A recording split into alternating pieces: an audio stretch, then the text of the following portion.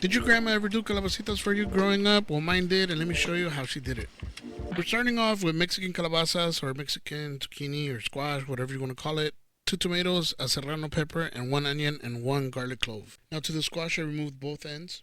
I did that to all of them, and once I did that, I went ahead and cut the squash into halves. And from this point, it's really up to you. I did thirds or fourths. It's up to you how thick or thin you want your slices and your chunks. Once they are all in strips, we can cube them up. And again, it's up to you, the thickness or thinness of them. Once we have that done, let's work on the tomato here.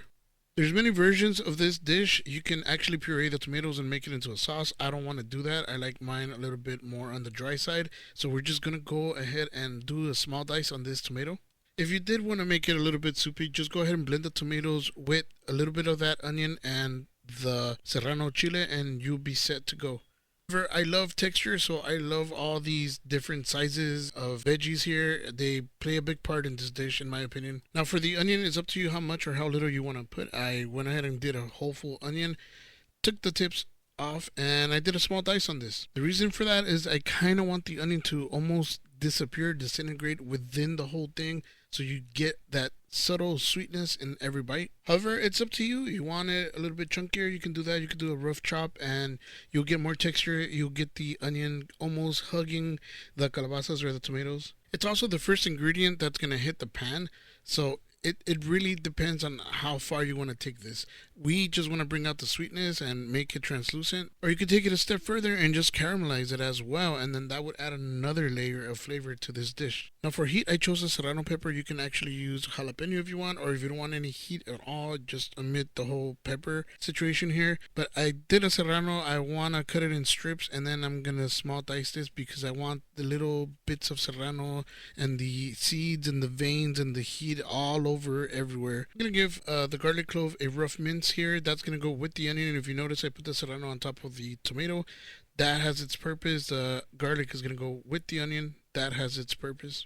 Just a quick recap. We have our calabasitas right here, our garlic and onion, and our tomato and serrano pepper. Onion and garlic are going to hit the pan first. Once they are translucent, we're going to add the tomato and serrano second. Once we bring out a nice sweat, we're going to add the calabazas. Let's stop talking about it and let's go to our hot pan where we're going to add the fat of our choice. Now, if you're vegetarian, you can add avocado oil to this, but I'm going to add beef tallow. Onions and garlic go in. We're just going to get a little sweat, a nice translucence here. We want that subtle sweetness. However, if you want more color, you can go ahead and do that. Once they reach the color of your desires, you add the tomato with the serrano here. Give that a nice toss, nice mix. Let all those flavors combine, mix, and intermingle here. Our point here is that we're creating a base for our calabazas.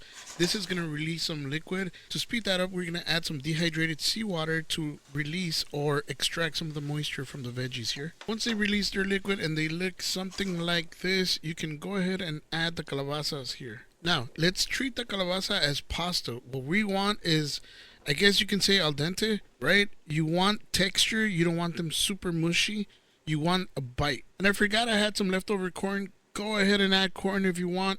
If you can find Mexican corn, even better. Give that a mix and a toss. At this point, you can add a little bit more seasoning. Don't go too crazy. The reason being is because we're going to introduce another ingredient in a bit that is a bit salty. Now give that a mix and a toss, and once you have and you start seeing some liquid being released, it's time to cover the pan. And remember to check back on it in about 5 minutes. Remember, we want this with bite unless you want a little bit of mushiness. I like texture, so after 5 minutes, I went ahead and checked it. And I picked a very fortunate calabasita here and gave it a taste test and a texture test. I decided it was good, and now for our final ingredient is queso cotija.